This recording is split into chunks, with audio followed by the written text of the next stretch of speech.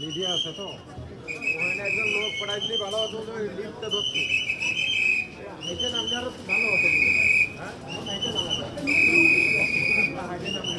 হাটে যায়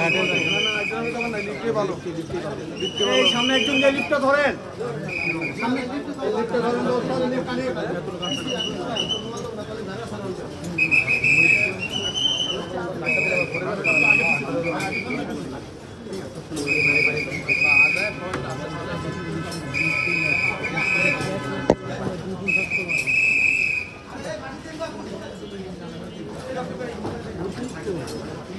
হচ্ছে না ভাই, কারণ হলো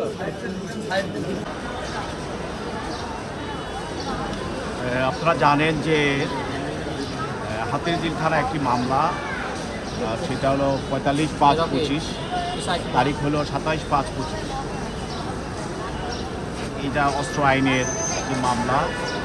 এই মামলার আসামি সুব্রত বাহিনী ওরফে ফাতু আলী, আবু রাসেল মাসুদ এরা মোল্লা মাসুদ, এবং MAS শরীফ এবং মোহাম্মদ আরাফাত ইবনে নাসির, এই চারজনের বিরুদ্ধে অস্ত্র আইনের মামলাটা দায়ের করা হয়। এর পূর্বে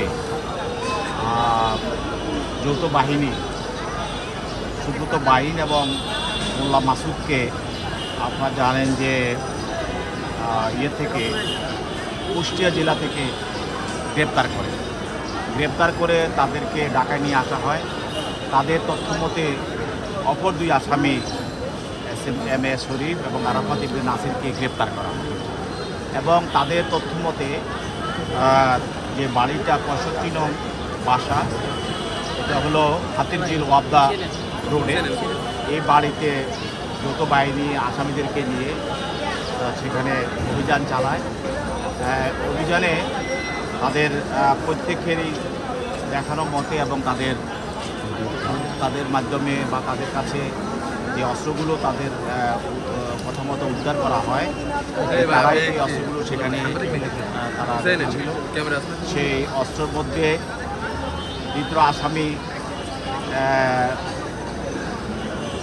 যে সুব্রত বাহিনী, তার দেখানো মতে এবং তার বের করে দেওয়া 2টি বিদেশি পিস্তল, 4টি ম্যাগাজিন এবং 20 রাউন্ড তাজা গুলি এবং একটি সুইচ গিয়ার সহ অন্যান্য কিছু আলামত, এবং 2 নম্বর আসামি মাসুদ উর্ফে মোল্লা মাসুদ, তার বের করে দেওয়া একটি বিদেশি পিস্তল এবং 2টি ম্যাগাজিন, 10 রাউন্ড তাজা গুলি, এবং দ্বিতীয় আসামি ASM শরীফ, তার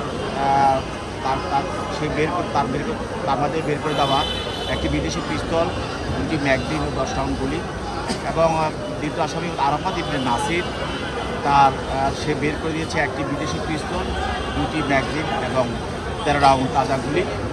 এমনি তাদের থেকে তাদের দেখানো এবং বের করে দেওয়ার মধ্যে উদ্ধার করা হয়। এই মামলাটি তদন্তকারী কর্মকর্তা সেখানে তদন্ত করেন এবং তদন্ত করে প্রায় 15 জন সাক্ষীর সাক্ষ্য গ্রহণ করেন। করে মামলাটির তদন্ত রিপোর্ট, যেটাকে আমরা চার্জশিট বলি, সেটা আসামিদের বিরুদ্ধে দাখিল করা হয়। পরবর্তীতে মামলাটি বিচারের জন্য আজকে বিশেষ ট্রাইব্যুনাল 15 অতিরিক্ত মহানগর আদালত 7 বিচারক ফাহমিদা জাহাঙ্গীর তার আদালতে ন্যস্ত করা হয়। তো মামলাটি আজকে আসামিদের বিরুদ্ধে চার্জ গঠনের জন্য দিন ধার্য ছিল।